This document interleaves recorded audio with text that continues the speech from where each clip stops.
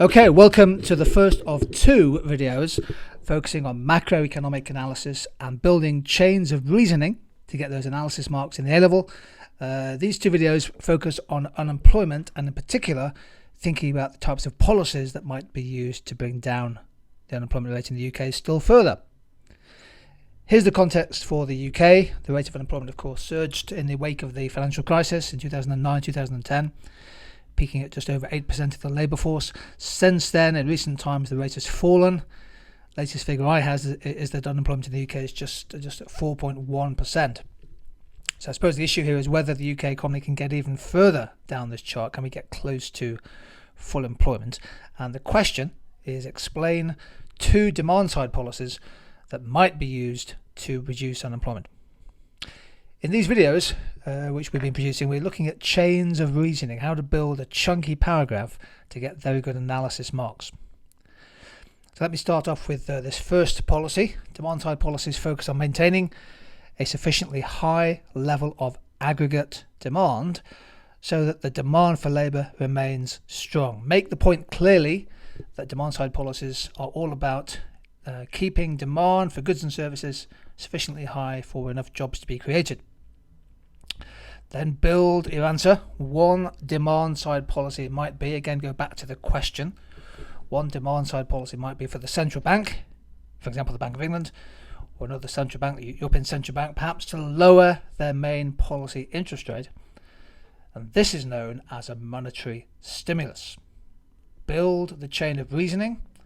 Explain that a fall in interest rates is designed to increase consumer confidence and reduce the cost of taking out a loan, such as a housing mortgage. Cheaper mortgages on houses would then increase the effective disposable income of people who are buying a home, leaving them each month with more to spend. Do you see here how we're building a chain of reasoning? As a result, is the connective phrase, consumer spending will rise, leading to, another connective phrase, an outward shift of aggregate demand for goods and services. Because labour, the demand for people, is a derived demand, we employ people for the output they're paid to produce, increased aggregate demand should lead to an expansion of both real GDP and also employment. Oftentimes in an exam, students tend to miss out little links in the chain. Our strong advice for exams is to try to build chains of reasoning so you get stronger marks for analysis.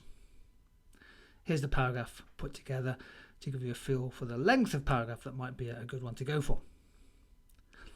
Demand-side policies might also focus, here's our second policy, on reducing the cost for businesses who are looking to employ extra labour. So here's a slightly different tilt to the question. For example, always good to put contextual examples in, the UK government just recently cut the national insurance that's paid by employers when they take on someone who's been long-term jobless. And we define long-term unemployment as people who've been out of work for at least a year. Build the theory into your paragraph. So the government's effectively subsidising employment by cutting national insurance. A subsidy lowers the marginal cost of taking on one or more extra workers. As a result, again, a connective phrase, assuming that workers are sufficiently productive in their new job, again, an assumption built into your analysis there, then if you subsidise, there is an incentive to hire more people, and if successful, a job subsidy will increase the demand for labour and therefore lower the unemployment rate. So you're going back to the question and a little coda at the end.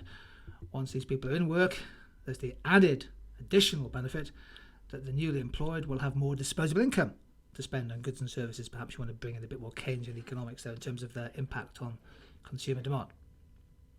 Again, the skill here, in the pressure of the exam, we know you're under big time constraint.